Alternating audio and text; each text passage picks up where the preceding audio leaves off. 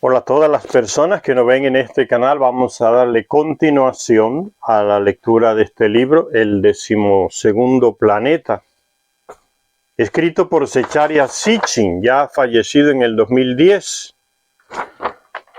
que conseguía traducir, leer, interpretar las tablillas sumerias. Esto es una tablilla hecha en arcilla, encontrada por miles en lo que hoy es el territorio llamado Mesopotamia, donde está Irak, Kuwait, Siria y otros países por ahí. Eso es Mesopotamia. En esa región se asentó una cultura que nos dio origen a nosotros como civilización. Los Anakim, dice la Biblia, los Anunnaki, dicen los textos sumerios. Y la lectura hablábamos de esa decisión que tomó el rey de Nibiru de enviar parte de su personal aquí con el fin de fundar una misión que tenía como objetivo último enviarle oro allá a su planeta. Ellos sabían que aquí hay mucho oro, por eso enviaron esa misión aquí y no a otro planeta. Sabían de todo nuestro sistema solar, lo conocían. Dice la continuación: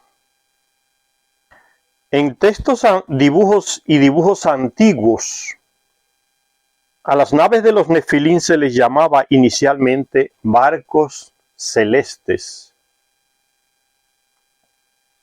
Uno puede imaginar que el aterrizaje de estos astronautas marítimos, entre comillas, porque se le llamaban barcos celestes, yo que eso vino del pueblo que no entendía esa tecnología, no conocía esa tecnología celeste, porque son los de los llamados dioses. El famoso engaño de ellos sobre los terrestres, hacerse llamar dioses. Barcos, donde son sus naves celestes, sus naves espaciales. Uno puede imaginar que el aterrizaje de estos astronautas podría haberse descrito en los antiguos relatos épicos como la aparición de una especie de submarino de los cielos en el mar,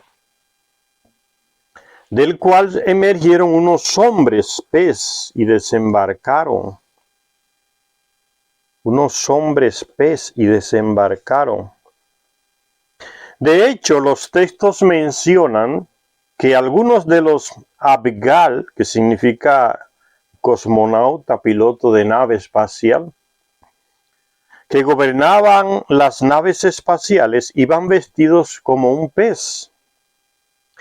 En un texto que habla de los viajes divinos de Ishtar, la famosa Inanna, una de ellas, se nos muestra a esta buscando al gran Galu, navegante jefe, que se había ido en un barco hundido, un submarino. Beroso, un escritor caldeo, que fue nombrado para que escribiera la historia antigua de su región, dejó obras escritas que desaparecieron después de la quema de la biblioteca de Alejandría, pero algunos escritores copiaron textos de sus obras y lo mencionan. Dice: Beroso nos transmitió leyendas relativas a Oannes, el ser dotado de razón, un dios que apareció desde el mar Eritreo que bordeaba Babilonia. El mar Eritreo que bordeaba Babilonia.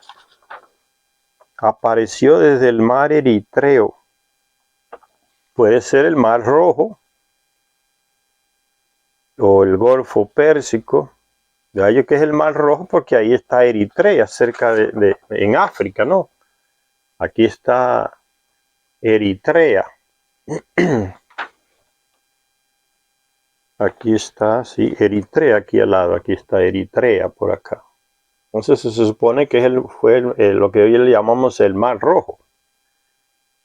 El mar de Eritrea. esos mares que tenemos han tenido diferentes nombres a través de diferentes civilizaciones. Dice que ese Dios llamado Oannes apareció desde el mar Eritreo que bordeaba Babilonia en el primer año del descenso del reino del cielo. Beroso informó que, aunque Oannes parecía un pez, tenía una cabeza humana debajo de la cabeza de pez y tenía pies humanos debajo de la cola de pez. Su voz y su lengua también eran articulados y humanos. Se está refiriendo ese Oannes, ese Beroso, a esta imagen. Es un astronauta. Y ese diseño aquí, como si tuviera un pez en la espalda y en la cabeza, es para transmitir un mensaje. Fíjense lo que tiene en la mano. Tiene la misma cosa, la misma bolsita que tiene este aquí. Son astronautas los dos. Aquí con una ropa para, si era necesario, amerizar.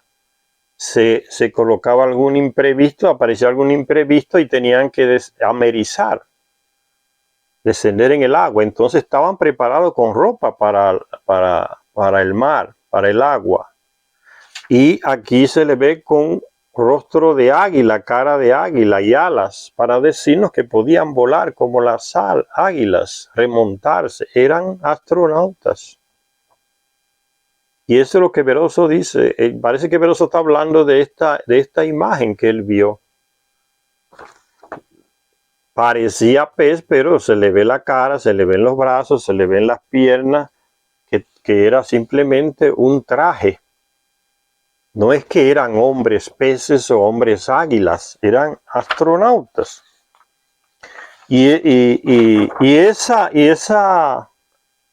Esta bolsa que llevan ellos como astronautas, no sé qué hay dentro, pero se sigue usando hasta el día de hoy, fíjense. Estos astronautas chinos, lo que tienen en las manos, una bolsa también. Aquí aparecen ellos con la bolsa también, son astronautas. Y eso se expandió por la cultura en diferentes partes del mundo. Fíjense aquí en América. Mire lo que tiene este astronauta aquí en la mano. Una bolsa, mira, aquí está la bolsa. Es un astronauta. Las culturas indígenas de América tuvieron contacto también. Son ellos mismos. Aquí está la bolsa, un astronauta. ¿Y dónde está? Está dentro de una serpiente. ¿No recuerdan la serpiente alada? Ese dios de Mesoamérica. La serpiente alada. Ahí está. La serpiente alada es una nave, señores. No es que una serpiente que tenía alas. La serpiente alada es una nave. Le voy a explicar, como ya le expliqué en otras situaciones. Mira, aquí está la comparación de los astronautas, cómo ellos los diseñaban y cómo están ahora. Fíjense, la misma bolsa, cajita en la mano. Aquí está la señal, las tres.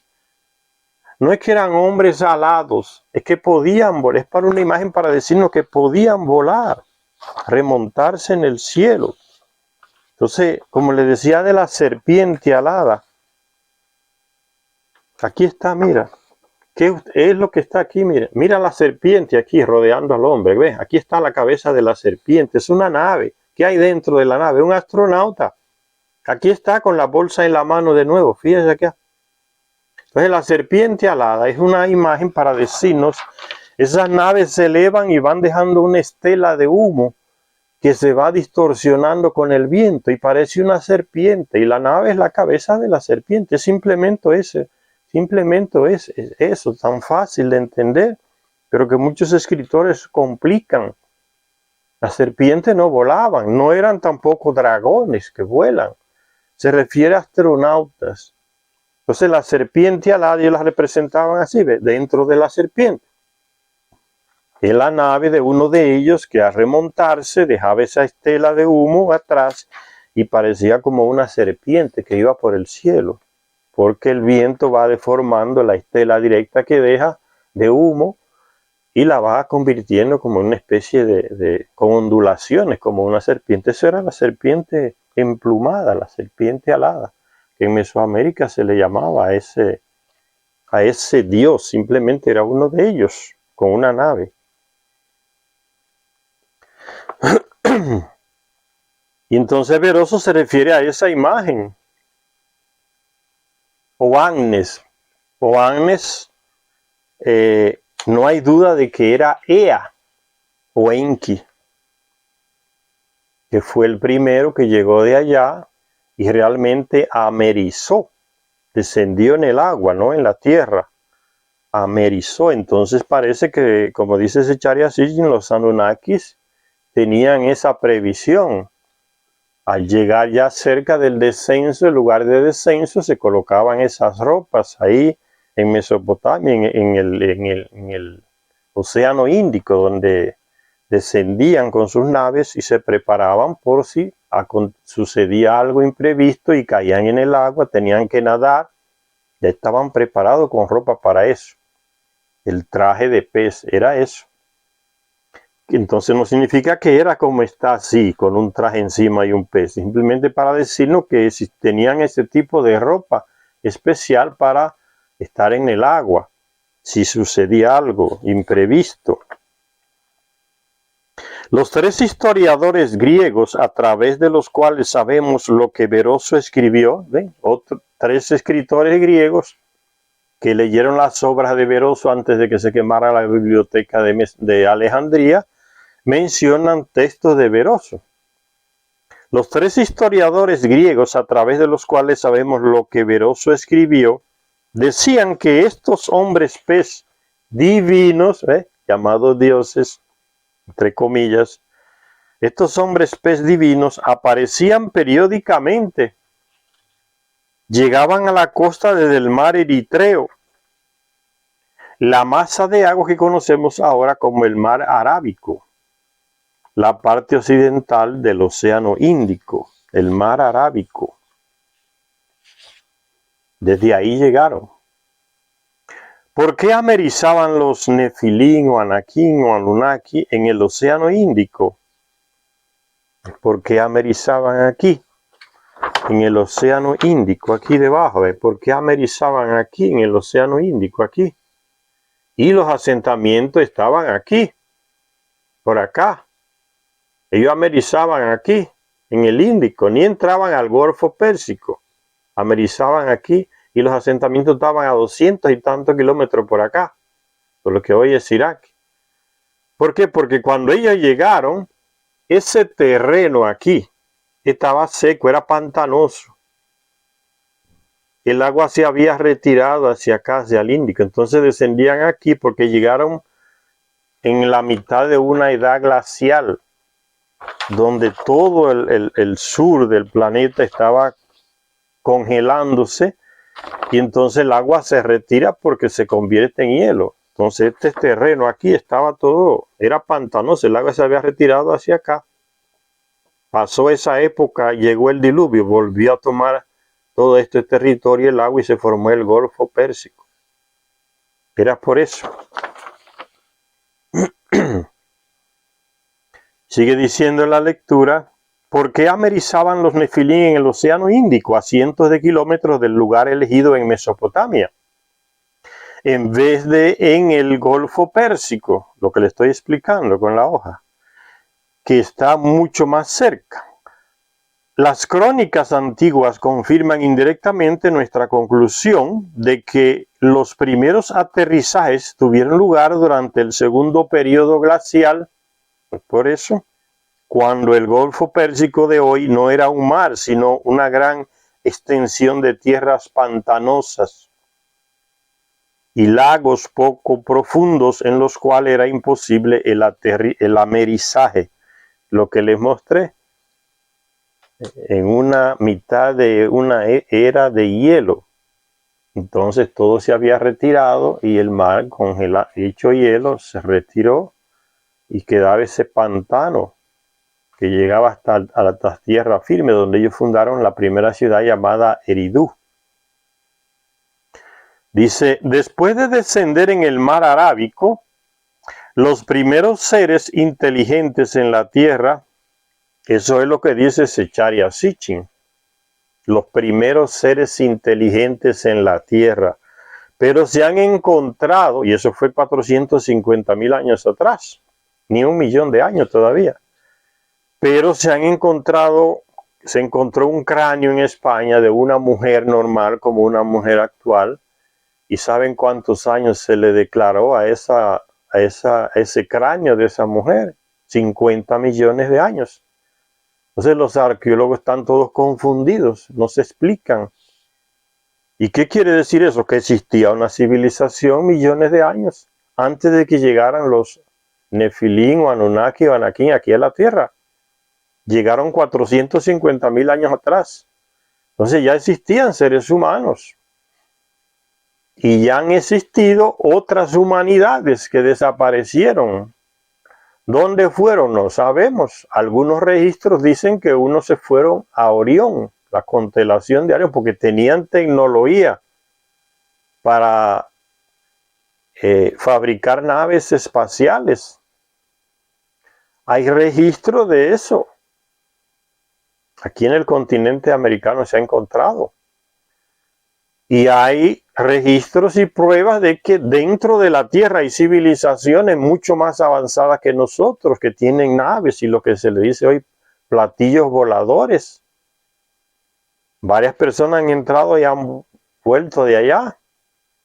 Ya se sabe por experiencias también de algunas personas que han ido y han estado y han salido, que no dentro de la Tierra, sino debajo de la Tierra hay muchas civilizaciones. Que debajo del fondo de los océanos hay civilizaciones.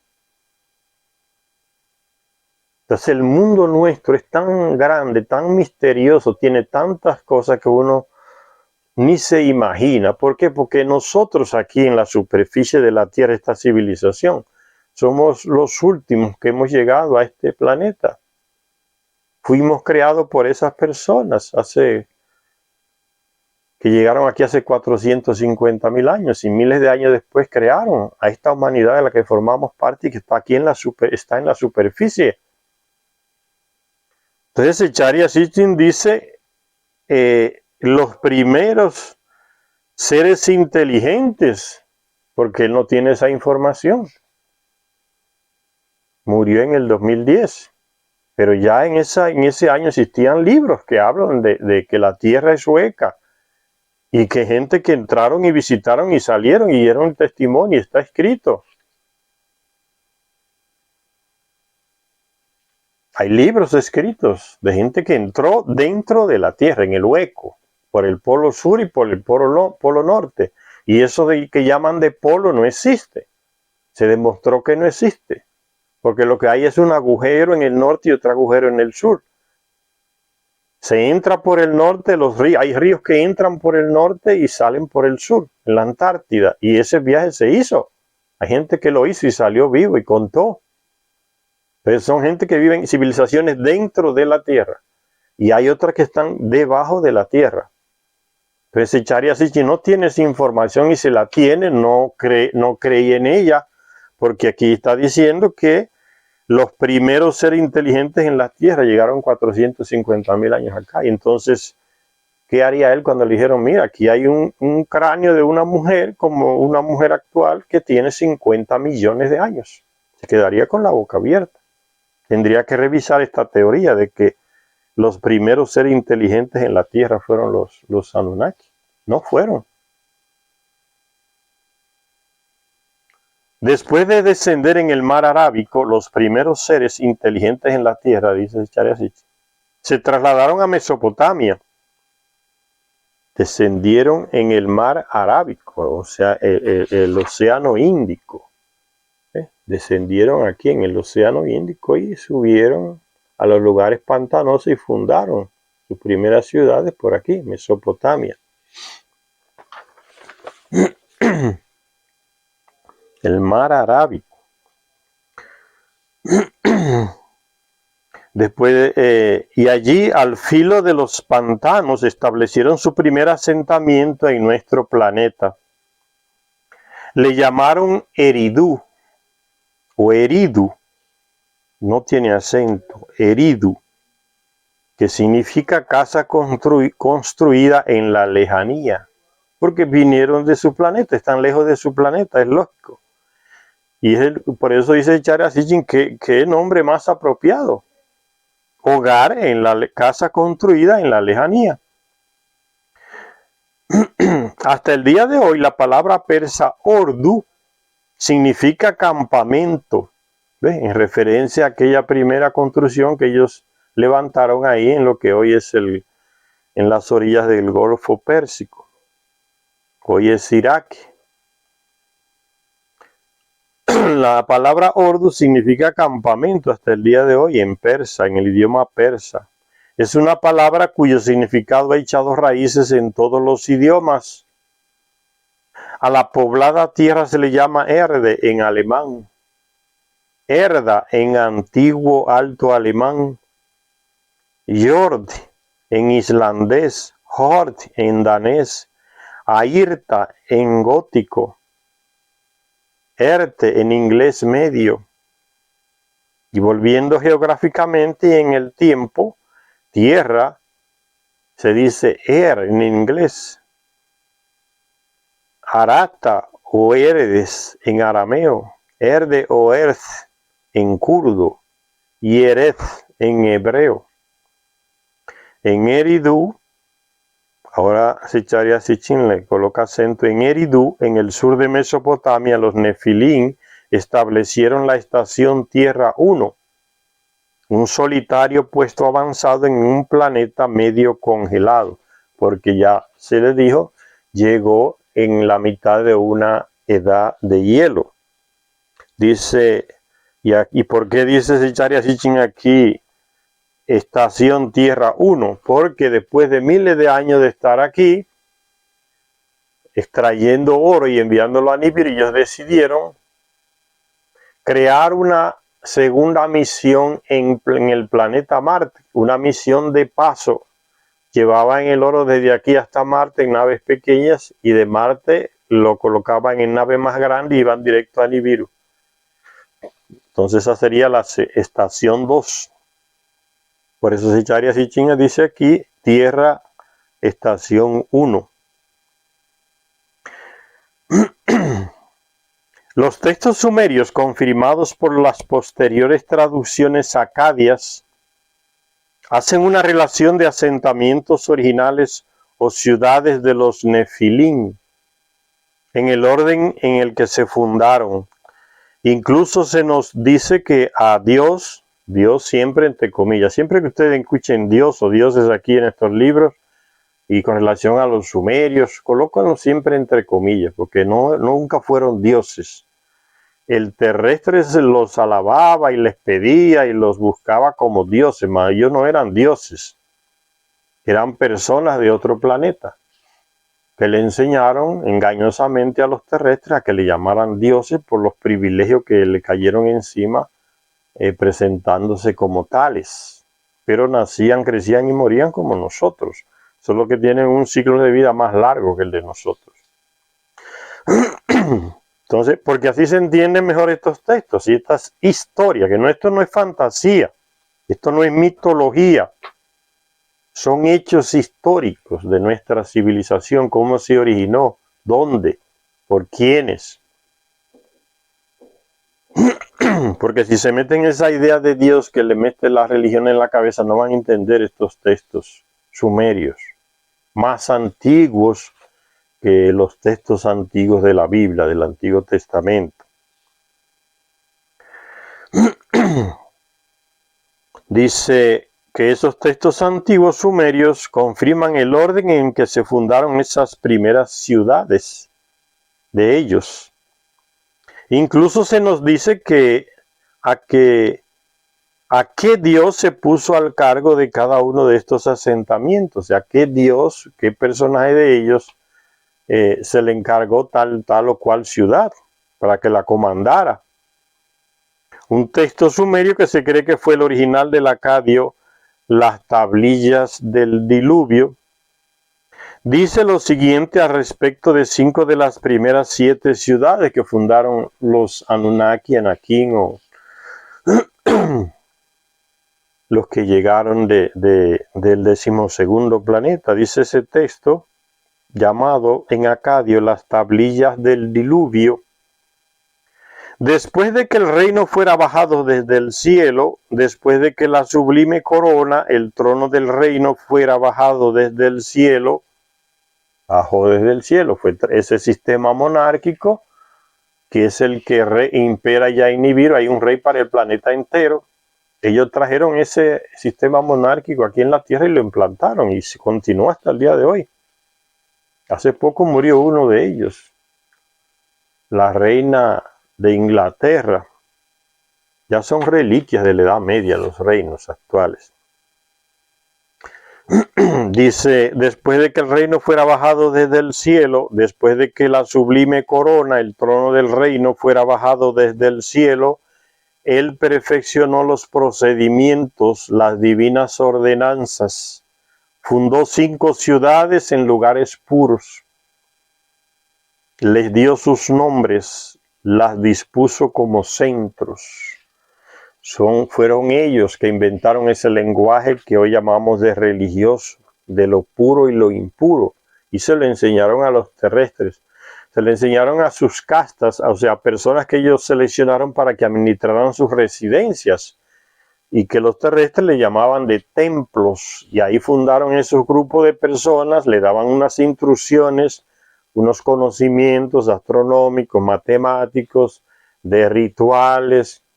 Le enseñaron a producir un tipo de ropa especial para que ellos se las colocaran. Lo nombraron sacerdotes y sumos sacerdotes. De ahí salían los reyes también de ese grupo, que se fue convirtiendo como en una casta especial, un poco separada del pueblo común. Ellos les enseñaron todos esos rituales. Y ese lenguaje que llamamos de religioso, lo puro y lo impuro, lo sagrado y lo no sagrado. Todo eso vino de ellos, se lo enseñaron a los terrestres, y las iglesias asumen esos lenguajes, esa manera de hablar, y los siguen hasta el día de hoy usando, lo puro, lo impuro, los lugares puros. Hay lugares puros, hay edificios puros y otros impuros, porque es un término de comparación, puro, en comparación con lo que es impuro. Hay personas que se ven como puras y otras no se ven como puras. Todo ese lenguaje lo han enseñado hasta el día de hoy y la gente se lo cree. Pero todo ese es fruto de un engaño. No eran dioses, nunca fueron, ni serán dioses. Es la gente que cree en esas cosas y los convierte en lo que ellos no son. Llaman dioses. Entonces este texto habla, fundó 5 ciudades en lugares puros.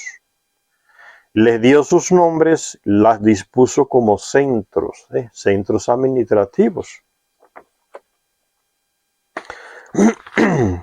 La primera de estas ciudades fue Eridu.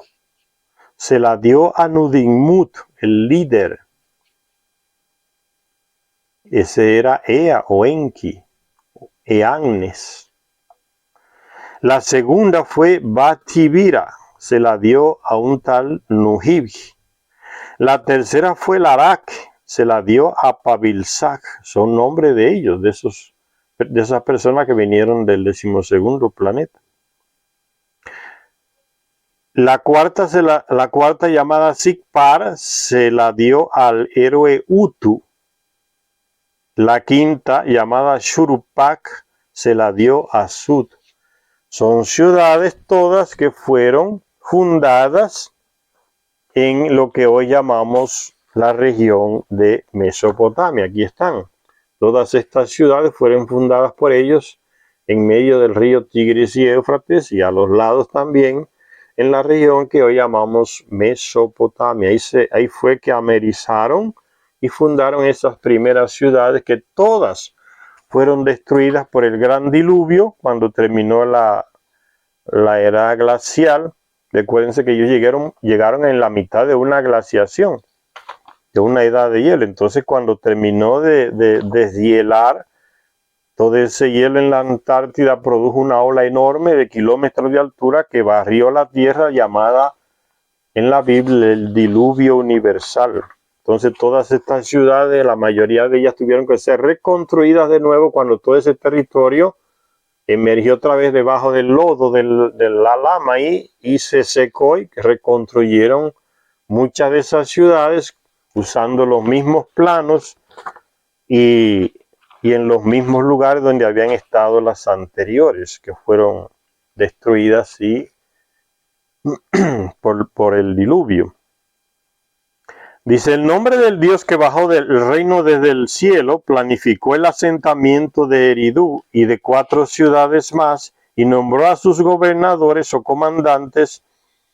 Parece que fue el mismo Enki, apodado Nudimmud, que significa aquel que hace cosas. Las cosas que hacía aquel hombre, si es que murió, no puede ser, no puede ser. Pero en la cabeza de ese hombre de Ea, Enki o Nudimmud, es una mente privilegiada, súper privilegiada, que uno no puede imaginarse la capacidad de creatividad de ese hombre, de crear cosas.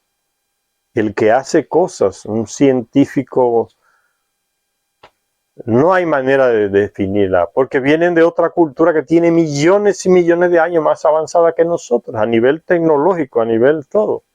Pero uno no puede decir hasta dónde llega la capacidad de inteligencia de este hombre y de muchos de ellos. Ese era Nudimmud, Ea o Enki, aquel que hace cosas. Los dos nombres de este dios, Enki, señor del suelo firme, significa Enki, y Ea, cuya casa es el agua, significa Ea, cuya casa es el agua, porque desde que estaba en su planeta era especialista en las aguas, se especializó, era como su hobby principal, estudiar las aguas. Se le conocía por eso, el dios de las aguas, cuya casa es el agua, el Ea, el nombre del Ea, ese fue el nombre que él trajo de su planeta, Ea.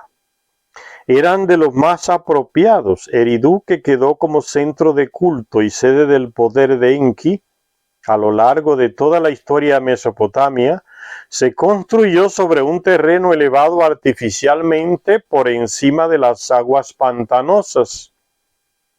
Ahí en el sur de Irak, y los pantanos continúan igual hasta el día de hoy.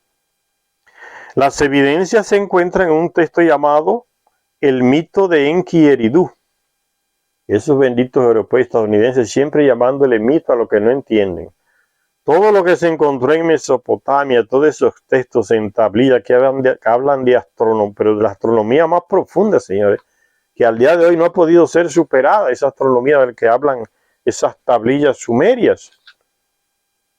No han podido superar a los expertos astrónomos de hoy, lo que está escrito en las tablillas sumerias, sobre astronomía, sobre matemática, Entonces esos benditos europeos y estadounidenses no entienden o no quieren aceptar esas cosas que están en las tablillas. Inmediatamente le ponen el nombre de mito. No, eso es un mito, eso es mitología, eso son historias que ellos inventaron para sus dioses. La ignorancia. Entonces le llaman el mito de Enki y Eridú. El Señor de la profundidad, dice ese texto, el Señor de la profundidad acuosa, el rey Enki, construyó su casa. En Eridú construyó la casa de la ribera del agua. El rey Enki ha construido una casa.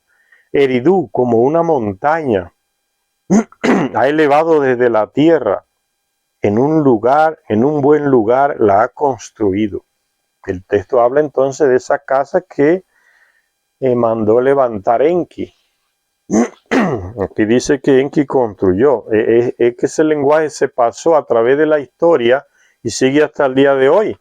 Pero está equivocado. Uno tiene que aprender a cuestionar las cosas. No tragarse la carne cruda así. Fíjense, le voy a poner un ejemplo. Cualquier presidente de nuestros países manda a levantar un monumento, un edificio enorme, y después de muchos años aparece una gente diciendo, ese edificio lo construyó fulano de tal, el presidente de turno. Pero si usted analiza bien, es mentira.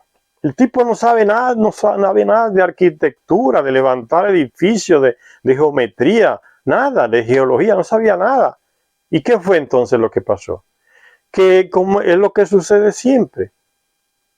Él dio la orden, quizás los recursos los liberó para que quien sabía de construir, que son arquitectos, ingenieros, geólogos, trabajadores que saben trabajar ladrillos, cemento,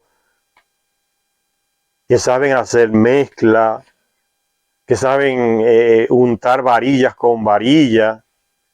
Esos fueron los que levantaron el edificio. Y de eso no se dice nada, como que no fueron ellos. Entonces te dice, el fulano de tal, presidente tal fue que levantó ese edificio. No fue él. Él no sabía nada de eso, él simplemente dio la orden. ¿Quiénes fueron los que levantaron el edificio? Los que los construyeron. Quizás miles de trabajadores, mezclados con ingenieros, arquitectos. Eso nunca se menciona. Y fíjense, viene ya desde allá. Enki construyó una casa. Enki no construyó nada de casa. Él mandó trabajadores de su propia gente que llegaron de Nibiru y que sabían construcciones y los mandó y le dio quizás los planos, los realizó como él quería que se les realizara esa obra y levantaron la casa de Enki. Pero no es como dice el texto, ¿no? Yo levanté una casa. Es que la cosa sigue hasta el día de hoy. Esos son los errores que se repiten y la gente como que no le pone atención. Y el presidente tal fue que construyó ese edificio aquí. No fue él. Cristóbal Colón mandó a construir un alcázar en tal. No, él no construyó nada. Él mandó, dio la orden para que se construyera. Quienes construyeron fueron otros que sabían de construcciones. Y aquí pasa lo mismo. Construyó su casa, dice. El señor Enki construyó su casa, no fue él. Él quizá elaboró los planos y se le entregó a los que sabían de levantar casas y trabajadores manuales. Dice, entre este y otros textos, en su mayor parte fragmentarios, o sea que solo quedan pedazos de esos textos, los otros se perdieron, fragmentos, sugieren que una de las primeras preocupaciones de los colonos en la Tierra, esos personajes que llegaron de ese 12º planeta, tuvo que ver con lagos poco profundos y ciénagas. Dice un texto, él estableció la limpieza de los ríos pequeños, el dragado de los lechos de riachuelos y afluentes para mejorar el flujo de las aguas se hizo con el propósito de drenar las ciénagas, conseguir agua limpia y potable y poner en marcha un sistema de irrigación controlada. Las narraciones sumerias ofrecen indicios también del rellenado con tierra o de la construcción de diques para proteger las primeras casas de las omnipresentes aguas. Hay un texto llamado por los expertos el mito de Enki. ¿Ve? Los benditos expertos siempre están perdidos. El mito de Enki. Techaria siempre lo está criticando solapadamente, por eso le llama experto, pero después coloca la burrada que hicieron, ¿no? Llamado por los expertos este texto el mito de Enki y la ordenación de la tierra. Todo es mito. Que es uno de los poemas narrativos sumerios más largos y mejor preservados que se hayan descubierto. El texto se compone de 470 líneas, de las cuales 375 son perfectamente legibles. Desgraciadamente, el inicio, unas 50 líneas más o menos, está roto. Los versos que siguen se dedican a la exaltación de Enki y al establecimiento de sus relaciones con Anu, su padre, rey de Nibiru. La divinidad jefe con Ninti, su hermana, y con Enlil, su hermano. Después de estas introducciones, el mismo Enki coge el micrófono, dice Charya Sitchin entre comillas, coge el micrófono, se habla en primera persona. Por fantástico que pueda parecer, lo cierto es que el texto viene a ser un informe en primera persona en el que Enki relata su llegada a la tierra. Y escribe: cuando llegué a la tierra estaba todo inundado. Cuando llegué a sus verdes praderas, montones y montículos se levantaron bajo mis órdenes. Él fue quien ordenó a los trabajadores hacer las cosas. Construí mi casa en un lugar puro. Mi casa, su sombra se extiende sobre el pantano de la serpiente. Las carpas agitan sus colas en él. Carpas, un tipo de pez comestible. Entre los pequeños juncos, hisi. Todavía existen esos juncos ahí en los pantanos de Irak. Y los que navegan en esos pantanos viven ahí también, construyen balsas con esos juncos y siguen pescando carpas hasta el día de hoy. El poema pasa entonces a describir y registrar en tercera persona los logros de Enki. He aquí algunos versos seleccionados, escribe Charya Sitchin. Él marcó el pantano, puso en él carpa y pescado, marcó el matorral de cañas, puso en él juncos y juncos verdes. A Inbilulu, uno de sus subordinados, el inspector de canales, lo puso al cargo de los pantanos. O sea, vino con personas especializadas en varias cosas. Fue él el que puso la red para que no escaparan los peces, de cuya trampa no escapa. El texto está mutilado. De cuyo cepo ningún pájaro escapa. Texto mutilado. El hijo de un dios al que le gustan los peces, Enki puso al cargo de los peces y los pájaros. A otro llamado Enkindu, el de la zanja y el dique, Enki lo puso al cargo de la zanja y el dique. Fíjense, hasta los nombres de algunos de los que llegaron con él los citan los textos antiguos. Él cuyo molde dirige a Cuya, el hacedor de ladrillos del país. País significa ahí Mesopotamia, donde ellos estaban. Enki lo puso al cargo del molde y el ladrillo. O sea, cada personaje que él seleccionó de sus compañeros para realizar una obra es porque era especialista en esa obra. Ya vino de su planeta con esa especialidad. Entendía sobre eso. El poema enumera otros logros de Enki, entre los que se incluye la purificación de las aguas del Tigris y la unión por medio de un canal del Tigris y el Éufrates. Su casa a la orilla del agua tenía un embarcadero en el que podían amarrar embarcaciones y balsas de juncos y desde el cual podía salir a navegar. A Enki le gustaban tanto las aguas, construía sus casas siempre cerca de las aguas, un río, un lago, y le gustaba salir a navegar en las aguas. Su casa a la orilla del agua tenía un embarcadero en el que podían amarrar embarcaciones y balsas de juncos y desde el cual podía salir a navegar. No en vano la casa se llamó Eabsu, que significa casa de lo profundo. El recinto sagrado de Enki en Eridu se conoció por este nombre durante miles y miles de años. No hay duda de que Enki y su grupo exploraron las tierras de alrededor de Eridu. Llegaron 50 con él, compañeros, y lógicamente exploraron toda esa región de lo que hoy es Mesopotamia, que seleccionaron para asentarse ahí. No hay duda de que Enki y su grupo exploraron las tierras de alrededor de Eridu, pero parece que preferían viajar por el agua. La tierra pantanosa, dijo en uno de los textos, es mi lugar preferido. Extiende sus brazos hacia mí. Él le tenía tanto cariño al agua, aficionado al agua. En otros textos se mostraba a Enki navegando por los pantanos en su embarcación llamada Magur. literalmente significaba barco en el que se da una vuelta, un barco pequeño para pasear por las aguas. Magur. Él mismo nos cuenta que su tripulación remaba al unísono. Eso era lo que hacían los marineros cuando venían de Europa a colonizar por acá, y todavía se usa, ¿no? El deporte de remos.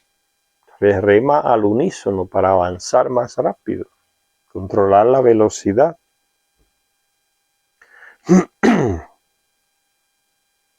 Y dice entonces, sigue diciendo, remaba al unísono la tripulación. En momentos así se confiesa, los conjuros y las canciones sagradas henchían mi profundidad acuosa. Hasta se ha registrado un detalle menor, como el del nombre del capitán del barco de Enki. Aquí está el tipo. Los compañeros, diríamos marineros, lo van llevando en su barco de paseo y él está en el centro, ese es Enki. Aquí van en su barco de juncos por las aguas, ahí en Mesopotamia. La lista de reyes sumerios indica que Enki y su primer grupo de Nefilim estuvieron solos en la tierra durante bastante tiempo, miles de años aquí. 8 Shar, que en la medida del tiempo de la tierra serían 28.000 años, que para ellos no es nada porque ellos tienen un ciclo vital mucho más largo. Para nosotros sí, muchas generaciones pasan en 28.000 años. Dice 8 Shar, que son 28.800 años. Pasaron antes de que se nombrara al segundo comandante o jefe de asentamiento, que para ellos serían 8 años. Si examinamos las evidencias astronómicas, nos encontraremos con algunos aspectos interesantes sobre este asunto.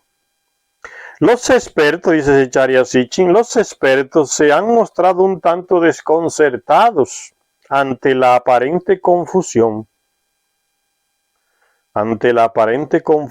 sumeria sobre cuál de los 12 signos del zodíaco estaba asociado a Enki. El signo de la cabra pez, que representa la constelación de Capricornio, estaba relacionado, según parece, con Enki, y de hecho puede explicar el epíteto del fundador de Eridu, Alulín, que podría significar cordero de las aguas relucientes. Podría significar, dice Charias, no está seguro. Sin embargo, a Enki se le solía representar sosteniendo ánforas de aguas fluentes, el original portador de agua, que sería el Acuario, constelación de Acuario. Y ciertamente también era el dios de los peces, estando relacionado así con la constelación de Piscis, el símbolo zodiacal de Piscis, o el símbolo zodiacal del Acuario.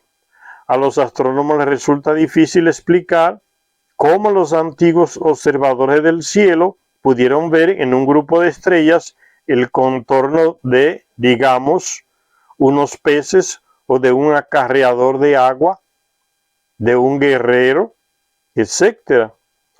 La respuesta que nos viene, dice Zecharia Sitchin, la respuesta que me viene a la mente es que los signos del zodíaco no recibieron sus nombres por la forma que pudieran adoptar un grupo de estrellas. No es porque los sumerios vieron y que tenía forma de pez o de guerrero o de acuario o de gemelos, dice. No fue eso que sucedió, no sucedió así, no fue por eso que le dieron esos nombres a esas constelaciones, porque ellos observaran que tuviera forma de alguno de esos animales. No, dice Charisin, no fue ese el caso. Dice Charisin, la respuesta que me viene a la mente es que los signos del zodíaco no recibieron sus nombres por la forma que pudiera adoptar un grupo de estrellas, sino por el epíteto o actividad principal de un dios que estaba relacionado con el momento en el que el equinoccio vernal estaba en una zona zodiacal concreta. Entonces no fue porque vieran forma de animales en las estrellas, porque no las tienen. Eso es imaginario. Usted mira la constelación del zodiaco y no necesariamente va a haber un la constelación del Acuario, necesariamente va a haber un hombre con un jarrón de agua en el hombro. No tiene forma, la forma es imaginaria, pero que los sumerios no se la dieron por lo que imaginaban que tenían, es por lo que había aquí, por lo que ellos veían, la relación con estos señores que ellos llamaban de dioses, por el epíteto, la actividad que realizaban, como por ejemplo ella que realizaba actividades relacionadas con el agua. Entonces se le daba el epíteto a la constelación del Acuario o del pez, de Piscis. De ahí vinieron los nombres. No porque tuvieran forma o tengan forma de animales de esas agrupaciones de estrellas. Entonces, por la actividad o el epíteto del dios que estaba relacionado con el momento en el que el equinoccio vernal estaba en una zona del zodíaco, una zona concreta del zodíaco.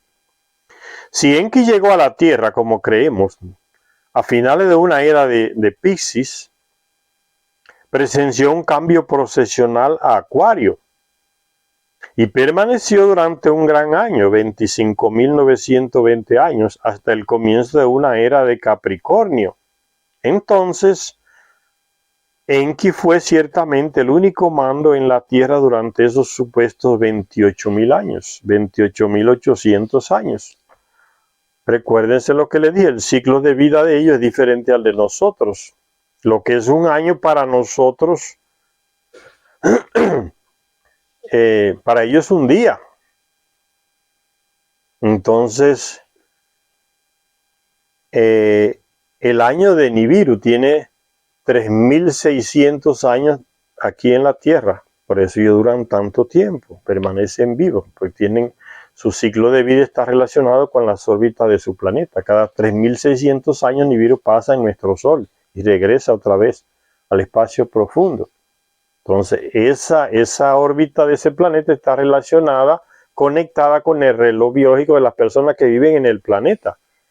Igual sucede aquí en la Tierra. Nuestro reloj de vida, el ciclo vital, está relacionado directamente con la durabilidad de la órbita de nuestro planeta alrededor del Sol, 360 días, un año.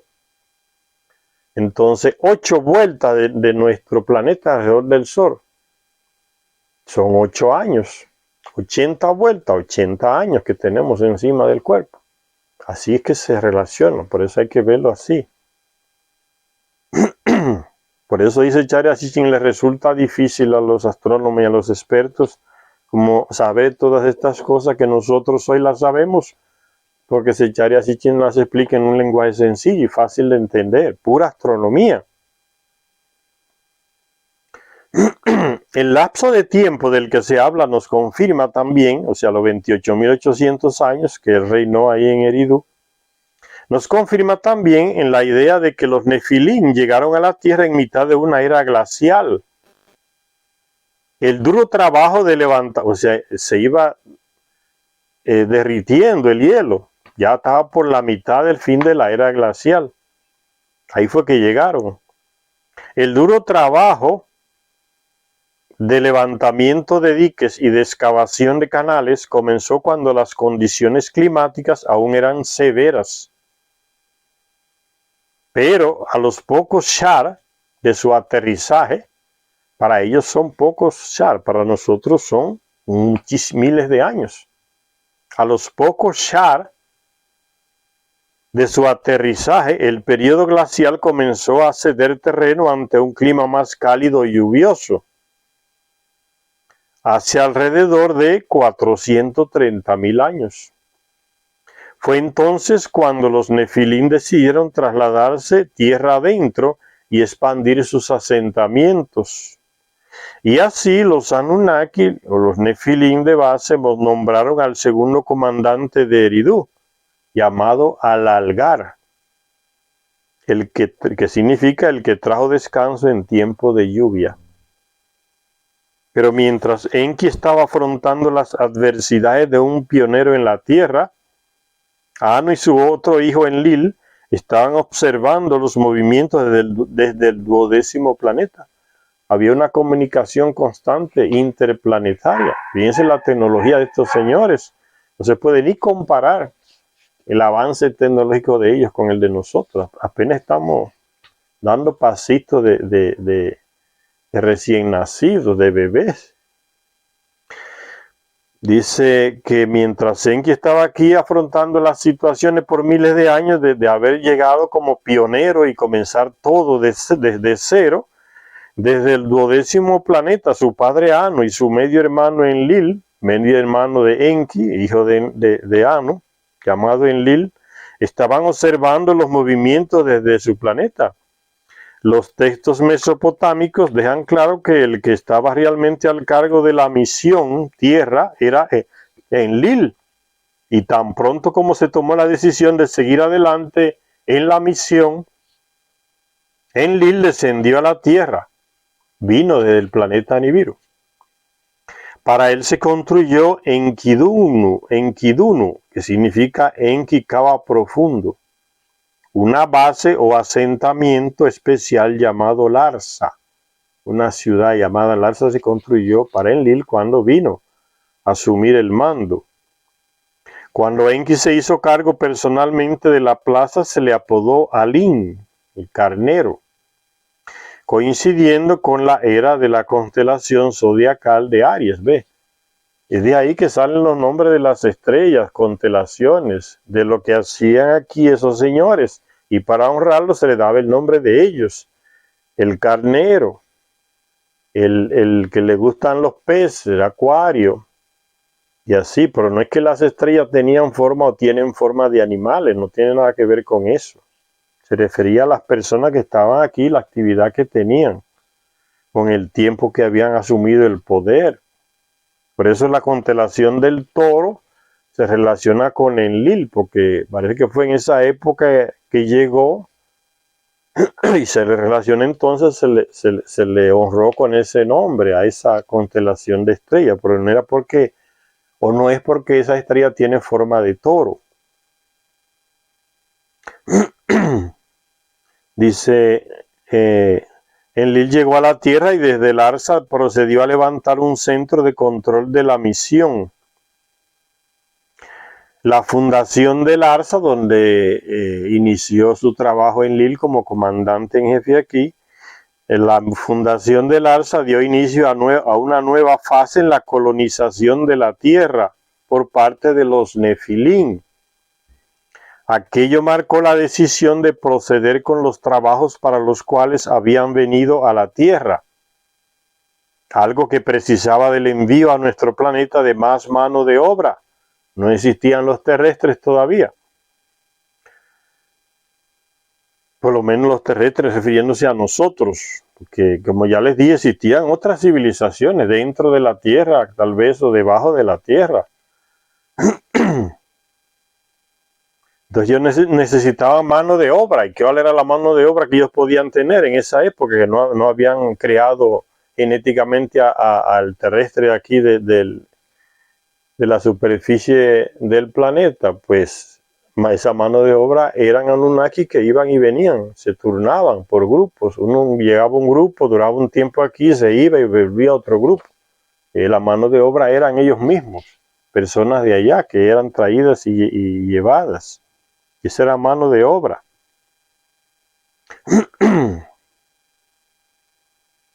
Entonces, mano de obra, herramientas y equipo y el retorno de valiosos cargamentos al 12º planeta. Valiosos cargamentos, se volvían las naves llenas de oro de aquí hacia allá. Los amerizajes ya no resultaban adecuados para bajar cargas tan pesadas. Los instrumentos que tuvieron que traer desde allá para perforar las minas y sacar el oro y otros minerales. Aquí no existían esas herramientas, entonces ellos las traían desde allá. Se ponía una carga inmensa y naves grandes. Los amerizajes, o sea, descender en el mar, en el agua, ya no resultaban adecuados para bajar cargas tan pesadas. Los cambios climáticos hicieron el interior más accesible. ¿Ve? El mar se retiró y parte de los pantanos se secaron. Entonces era más fácil para ellos. hicieron el interior más accesible. Era el momento de llevar el lugar de aterrizaje al centro de Mesopotamia. En esta coyuntura, Enlil llegó a la tierra y desde Larsa procedió a levantar un centro de control de la misión, un sofisticado puesto de mando, desde el cual los Nefilim en la tierra podrían coordinar los viajes espaciales y desde su planeta materno, dirigir el aterrizaje de lanzaderas y perfeccionar sus despegues y atraques en la nave espacial que orbitaba la Tierra. Dejaban la nave madre orbitando el planeta y llevaban los cargamentos de minerales hacia ella en naves más pequeñas. El lugar que eligió Enlil para porque no había todavía sitio de aterrizaje para esas grandes naves acá. Las cargas eran muy pesadas y dice que no se conseguía entonces amerizar. Entonces se quedaban orbitando y bajaban en naves más pequeñas los instrumentos no ensamblados, y con las piezas que llegaban en las naves lo ensamblaban aquí porque no existía. Entonces llega Enlil y ya construye un centro que va a tener espacio puerto, que va a tener centro de coordinación. O sea, Enlil organiza toda esa infraestructura.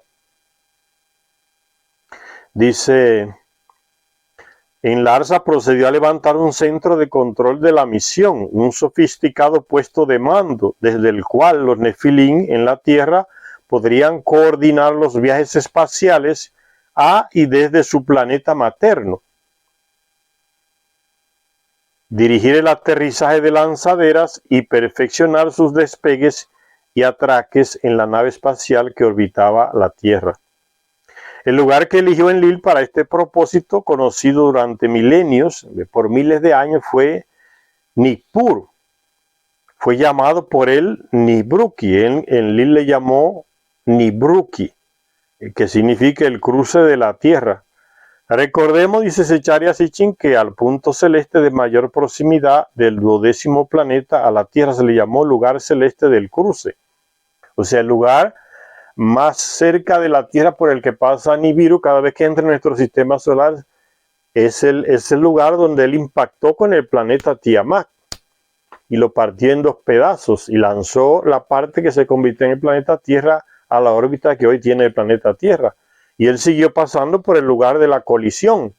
Al pasar en ese lugar se le llama el cruce, cruzó de nuevo, por eso se le dice Nibiru, que significa el planeta del cruce.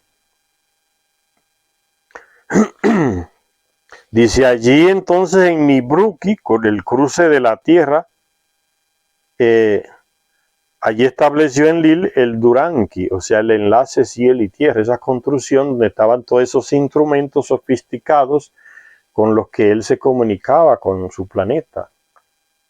La conexión cielo-tierra. Cielo significa entonces aquí el planeta de ellos. El enlace cielo-tierra. Es como si hoy en la Luna se estableciera una misión y en algún lugar de aquí, de algún continente, se coloca un centro de misión para conectarse directamente con la gente que está en la Luna, con la base que hay allá. Entonces el centro de control Tierra-Luna, ese es el lugar, es la misma cosa. Dice, la tarea, como es lógico, era compleja y llevaba tiempo. Enlil se estableció en Larsa durante 6 Shar, que serían ¿cuántos años aquí en la Tierra? 21.600 años. Mientras Nippur estaba en construcción, ¿ves? Duraron miles de años, 6 Shar, 21.600 años para construir a Nibruki, ese centro de operaciones. Para ellos es poco tiempo, para nosotros es una eternidad, 21.600 años. Mientras Nippur estaba en construcción. La empresa nippuriana también resultó larga, como evidencian los apodos zodiacales de Enlil. O sea, 21.600 años para levantar una construcción, para nosotros que vivimos aquí es exagerado el tiempo. Pero los textos dicen sí, que duró muchísimo, esos miles de años. La empresa nippuriana, dice Zecharia Sitchin, también resultó larga, como evidencian los apodos zodiacales de Enlil, simbolizado por el carnero, llamado Aries, símbolo zodiacal. Mientras estuvo en Larsa, se le asoció posteriormente con el toro, Tauro, porque pasó otra era zodiacal. Nippur se fundó en la era de Tauro. Un poema devocional compuesto como un himno a Enlil, el bondadoso, y que glorifica a Enlil y a su consorte Ninlil, a su ciudad Nippur y a su noble casa Elekur, la residencia que él se mandó a construir ahí en Nippur, en forma de pirámide, Elekur, y que los terrestres después le llamaban de templo, el templo del dios Enlil, era la residencia de Enlil. Es como hoy, en muchos países ustedes ya quizás conocen de las mejores construcciones que en los años 60 existían en los municipios de muchas de nuestras ciudades, que eran construcciones de cemento, que las mandaba a hacer el gobierno con el dinero del pueblo. Era la casa curial. O sea, la casa donde iba a residir el sacerdote que llegaba ahí, el sacerdote de la Iglesia Católica que llegaba a esa comunidad, a ese municipio. El gobierno le mandaba a construir la casa curial de cemento, a veces de 2 pisos. Es la única construcción más moderna en muchos municipios de nuestro país en esos años. Entonces la casa curial, porque era la casa donde residía el cura, el padre. Pues para que entiendan esto, ¿no? El Elekur es la casa donde vivía Enlil. El Elekur tenía forma piramidal, Ekur, forma como una pirámide, como una montaña, el Elekur. Su noble casa, el Elekur, nos cuenta muchas cosas de Nippur. En primer lugar, Enlil tenía allí a su disposición algunos instrumentos altamente sofisticados. Por ejemplo, un ojo elevado que explora la tierra y un rayo elevado que busca el corazón de toda la tierra. Nippur, nos dice el poema, estaba protegida con terribles armas. Su sola visión inspira temor y pavor. Es lo que pasa hoy. Si usted va donde hay un sitio de lanzamiento de cohetes, está protegido por militares, porque no se puede dejar así abierto que entre el que le dé la gana. Son lugares estratégicos que tienen que ver con la seguridad del país. Entonces está custodiado por militares, porque hay gente que es capaz de llegar y destruir todo. Y entonces lo mismo que hacían los Anunnaki, cuando construían un lugar donde tenían cierta tecnología, pues le colocaban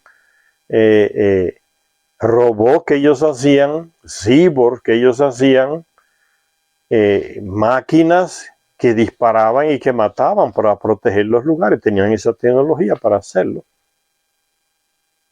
Rayo elevado que busque el corazón de la tierra, podría ser lo que hoy llamamos un radar.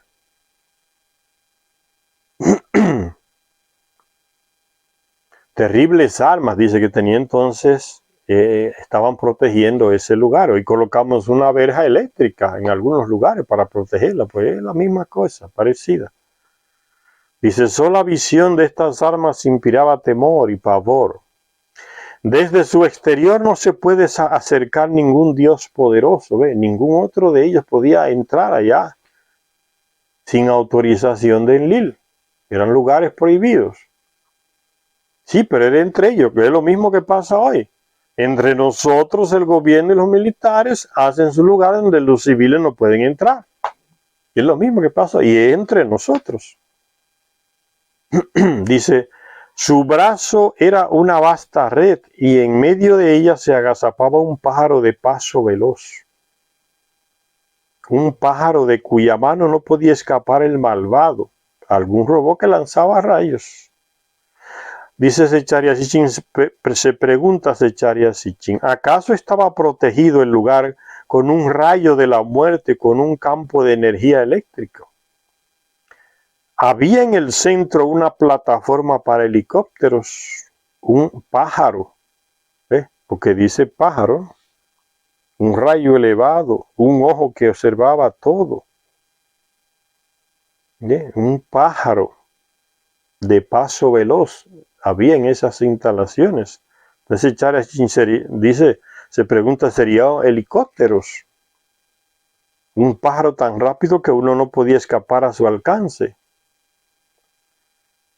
Y se han encontrado imágenes de esa tecnología antiquísima que los llamados expertos no pueden explicarse. Eso es un helicóptero actual. ¿Cómo es que existía eso antes? Y se supone que eran salvajes. La burrada de los expertos. Que no aceptan que en otras épocas hubo tecnología aquí más avanzada que se tiene hoy en Europa y en Estados Unidos. No aceptan. En el centro de Nagpur, en la cúspide de una plataforma elevada, artificial, estaba el cuartel general de Enlil, el Ki-Ur, que significa lugar de la raíz de la tierra. El lugar donde el enlace entre el cielo y la tierra se elevaba. Sería como una torre de comunicación para comunicarse con el 12º planeta, el enlace cielo-tierra. Dice, se elevaba. Este era el centro de comunicaciones del control de la misión, el lugar desde el cual los Anunnaki de la Tierra se comunicaban con sus camaradas llamados Igigi porque estaban en la estación de paso que existía en Marte. Los Igigi, los que dan la vuelta y ven. Y de la nave en órbita. Se comunicaban entonces con la nave que estaban orbitando el planeta y con los llamados Igigi, que eran los mismos compañeros de ellos, llamados así porque estaban en Marte. Los que estaban aquí se le llamaban Anunnaki y los que estaban en Marte se le llamaban Igigi. En este centro, dice el antiguo texto, había un alto pilar que llegaba hasta el cielo. Este altísimo pilar, firmemente asentado en el suelo, como una plataforma que no se puede derribar, tiene una base bien fija, segura, era utilizado por Enlil para pronunciar su palabra. Entonces, una torre de comunicación. Era usada por Enlil para comunicar sus palabras. Pronunciar su palabra hacia el cielo, dice. Entonces dice Charya Sitchin, es esta una descripción muy sencilla de una torre de telecomunicaciones. Cuando la palabra de Enlil, o sea, sus órdenes, llegaba al cielo, se derramaba abundancia en la tierra. ¿Qué quiere decir eso? ¿Qué forma más sencilla, dice Charya Sitchin, de describir el flujo de materiales, alimentos especiales, medicinas y herramientas que bajaría la lanzadera una vez se diera la palabra desde Nippur, la orden? A los que están allá en la nave que está orbitando la Tierra, les ordeno que envíen acá tal y tal cual material. A eso se está refiriendo. Cuando la palabra de Enlil era pronunciada, daba la orden.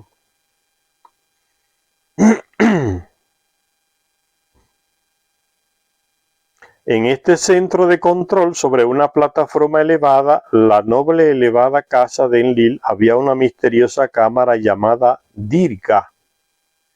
Dice el texto, tan misteriosa como las aguas distantes, como el cenit celeste, entre sus, texto deteriorado, emblemas, los emblemas de las estrellas, el ME, lo lleva hasta la perfección. Sus palabras son para el pronunciamiento. Sus palabras son graciosos oráculos, dice el texto. ¿Qué era el Dirga? Se pregunta Charya Sitchin. Dice que había una misteriosa cámara llamada Dirga. ¿Qué era el Dirga? Una fractura en la antigua tablilla nos ha privado de más datos, pero su nombre habla por sí mismo, pues significa la oscura cámara con forma de corona. Un lugar donde se conservaban los mapas de las estrellas, donde se hacían predicciones, donde el ME, o sea, las comunicaciones de los astronautas, se recibían y se transmitían. La descripción nos recuerda al control de la misión en Houston, Texas, monitorizando a los astronautas en sus misiones lunares, amplificando sus comunicaciones, siguiendo sus cursos en el cielo estrellado, dándoles graciosos oráculos de guía, o sea, dándoles lo que llamamos hoy coordenadas espaciales, para que se guíen mejor en el espacio. Podríamos recordar aquí el relato del dios Su, que llegó al santuario de Enlil y se llevó la tablilla de los destinos. Ese texto y esa acción la leímos ya en el libro perdido de Enki. ¿Quién fue Su? Era uno de los vigilantes, los Igigi, que estaba en Marte, y bajó aquí, se le dio confianza, se le mostraron todos esos instrumentos que tenía Enlil en su lugar ahí en Nippur. Se le dejó entrar a ese lugar Dirga, que era el más sagrado, se dice en lenguaje religioso, significa que era el lugar más prohibido, no cualquiera podía entrar ahí, solo con Enlil y su orden. Tenía lo máximo guardado en ese lugar, es como nosotros, ¿no? Un banco tiene una bóveda, ¿quién puede entrar en una bóveda de un banco? Pocas personas autorizadas, por seguridad, porque si no lo puede robar fácilmente.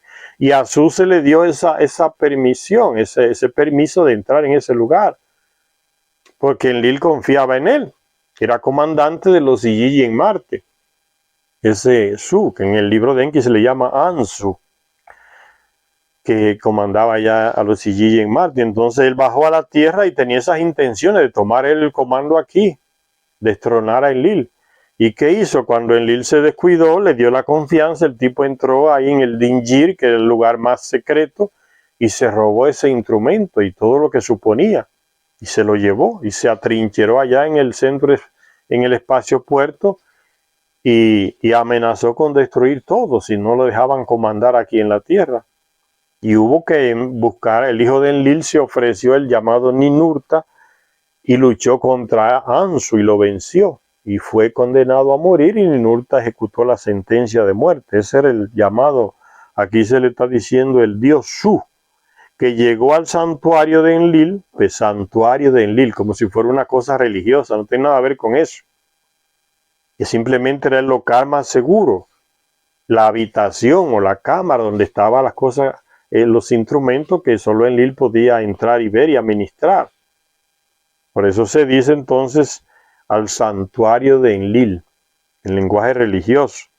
Y ese Su llegó y se llevó, como se dice, la tablilla de los destinos, que eran como unos discos duros, podríamos decir hoy. Tras lo cual se suspendió la emisión de órdenes. La sagrada cámara interior perdió su brillo, se extendió la quietud, el silencio se impuso. Descontroló todo el sistema que tenía Enlil. Se llevó como el cerebro del sistema que tenía Enlil ahí. En la epopeya de la creación, los destinos de los dioses, destinos entre comillas, se refería a las órbitas de los planetas, destino de los dioses celestiales, son los planetas, dioses celestiales, y sus destinos eran sus órbitas.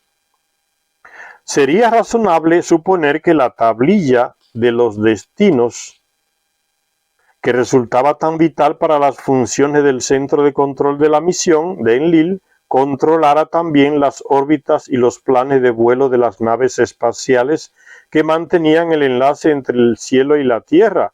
O sea que parece que el tipo se llevó los discos que contenían las coordenadas espaciales para guiar a los que viajaban de aquí hasta Nibiru y de Nibiru hasta acá. O sea, se llevó como lo básico, el cerebro. Quizás fuera la vital caja negra, como decimos hoy, que tienen los aviones, ¿no? La nave, la caja negra, consiguiendo esa caja, se recupera muchas cosas que si no fuera irrecuperable. Quizás fuera la vital caja negra, dice Zecharia Sitchin, que contenía los programas de ordenador que guiaban a las naves espaciales y que sin la cual el contacto entre los Nefilín en la Tierra y su conexión con el planeta madre se interrumpía.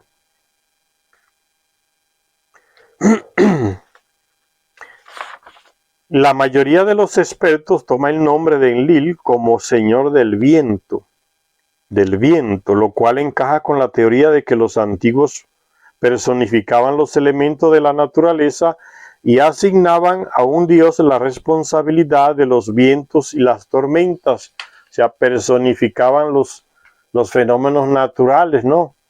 El terremoto tenía un nombre personal, el dios del terremoto llamaba tanto, por ejemplo, ¿no? Para que entiendan esto. El dios de la tormenta era tal fulano, o sea, para que entienda lo que le estoy diciendo. Eso se refiere. Dios de los vientos, Dios de las tormentas, que eso pasa incluso a la llamada mitología griega, ¿no? El Dios del viento, el Dios de las tormentas. Pero si hoy, a miles de años, y con la tecnología tan atrasadísima que tenemos, hay lugares, países que tienen la tecnología de hacer llover. Estados Unidos, China o cualquier otro país de esos desarrollados, tienen esa tecnología que pueden bombardear las nubes con ciertos gases y llueve en esa región que estaba seca.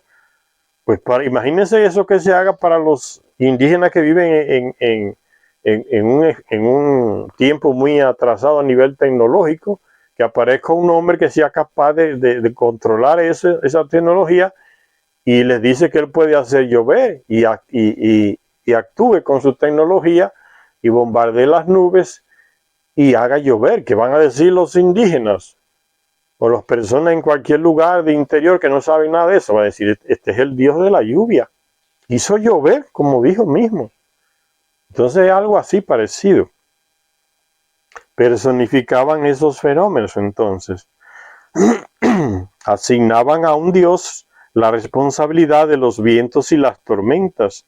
Sin embargo, algunos expertos han sugerido que en este caso el término Lil no significa viento tormentoso de la naturaleza, sino el viento que sale de la boca, un pronunciamiento, una orden, una comunicación hablada.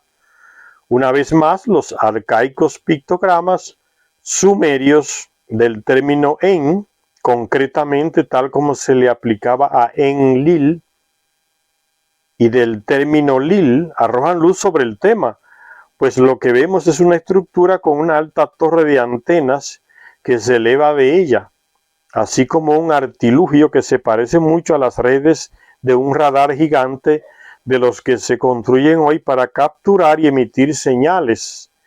La vasta red descrita en los textos a esta figura se refiere. En los textos antiguos está, pero estaría así quien la está explicando. Eran construcciones o aparatos con torres o con antenas para la comunicación.